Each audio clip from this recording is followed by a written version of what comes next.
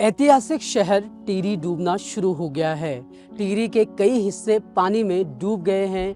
लोगों के घर, जमीन ही नहीं बल्कि यहाँ स्थापित उनके देवी देवताओं को भी जल समाधि लेनी पड़ रही है। टिहरी के बद्रीनाथ मंदिर को जलमग्न होना पड़ा है। न जाने ऐसे कितने ही देवी देवता और कितने ही लोगों का बचपन और घर पानी में समा गया। जब इस क्षेत्र ने जल समाधि ली तो इसमें सुंदरलाल बहुगुणा का पुश्तैनी घर और दफ्तर भी जलमग्न हो गया है। अपने घर, जमीन और घंटाघर को डूबते देख लोगों के आंसू नहीं रुक रहे। 9 नवंबर 2001 को बीबीसी ने अपनी रिपोर्ट में कुछ यूं डूबते टिहरी और उसके लोगों का दर्द बयां किया था। पुरानी टिहरी के 125 गांव बांध की भेंट चढ़े। 31 जुलाई 2004 वो दिन था जब टिहरी के आखिरी व्यक्ति को यहां से विस्थापित किया गया। साल 2006 तक पूरा टिहरी जलमग्न हो चुका था और 2006 से ही यहां पावर जनरेशन का काम भी शुरू हो गया। टिहरी के लोगों को मुआवजे के लिए भी लंबा संघर्ष करना पड़ा और इस संघर्ष की शुरुआत कई सालों पहले शुरू हो चुकी थी। टिहरी के लोगों का जो दर्द बीबीसी ने अपनी 2001 की इस रिपोर्ट में पेश किया था, उसे नरेंद्र सिंह नेगी ने पहले ही अपने गीत के जरिए जाहिर कर दिया था। ये गीत तब लाया गया था जब टिहरी बांध बनने का पुरजोर विरोध हो रहा था। सरकारी नौकरी में रहते हुए जब नरेंद्र सिंह नेगी ने ये गीत गाया तो इसे बैन कर दिया गया। हालांकि आज आप इस गीत को आसानी से YouTube और Spotify जैसे डेस्टिनेशन पर सुन सकते हैं। गीत गाथा के इस एपिसोड में हम बता रहे हैं नेगीदा के उस गीत की कहानी जिसे सिर्फ इसलिए बैन कर दिया गया क्योंकि इसमें टिहरी के लोगों की व्यथा को दर्शाया गया था। अब ये गीत कौन सा था और किसने इस गीत को बैन किया था, पूरी कहानी बता रहे हैं हम आपको गीत गाथा के इस एपिसोड में।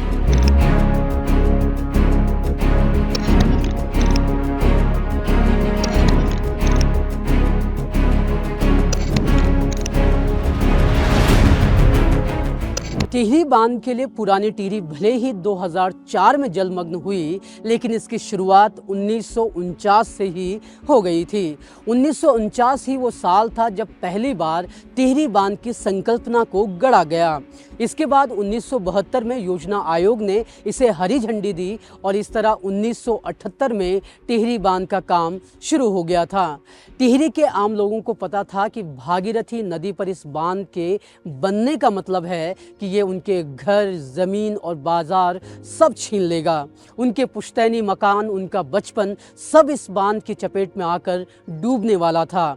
यही वजह थी कि सुंदरलाल बहुगुणा समेत पूरे टिहरी वासियों ने इस बांध का पुरजोर विरोध किया।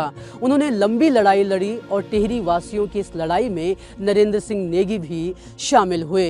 नरेंद्र सिंह नेगी ने 1989 में एक गीत लाया, टिहरी डूबण लग्यूं चा बेटा डाम का खातिर। अब अगर आप इस गीत को सुनना चाहते हैं तो डिस्क्रिप्शन में इसका लिंक आपको मिल जाएगा, इसे आप सुन सकते हैं। हम कॉपीराइट की शर्तों की वजह से आपको यहाँ पर ये गीत नहीं सुना सकते।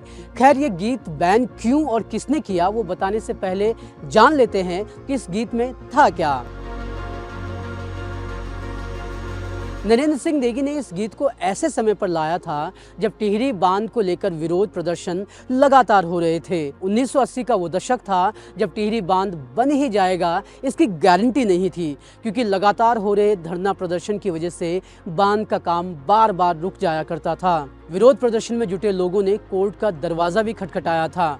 इस बीच 1989 में नेगीदा ने टिहरी डूबण लग्यूं चा बेटा गीत लाया था और इस गीत में कल्पना की गई थी कि एक पिता नौकरी पर परदेश गए बेटे को वापस घर बुला रहा है। वो उससे कह रहा है कि बेटा टिहरी डूबने वाला है, तो आखिरी एक बार अपने टिहरी को देखने आ जा। करीब 10 मिनट के इस गीत में नरेंद्र सिंह नेगी बताते हैं कि किस तरह टिहरी डैम की वजह से टिहरी शहर डूब जाएगा और यहाँ के बाजार, लोगों का बचपन, पुश्तैनी घर और राजा का दरबार भी जल समाधि ले लेगा। नरेंद्र सिंह नेगी ने ये गीत तब लिखा था जब टिहरी शहर डूबा नहीं था। यही वजह थी कि इस गीत को लेकर सरकारी महकमे में हलचल जरूर मची। हालांकि सरकार ने सीधे तौर पर कभी इस गीत को लेकर कुछ भी नहीं कहा। नरेंद्र सिंह नेगी ने जब इस गीत को लाया था तब वो सरकारी नौकर थे। वो यूपी सरकार के सूचना विभाग में काम करते थे।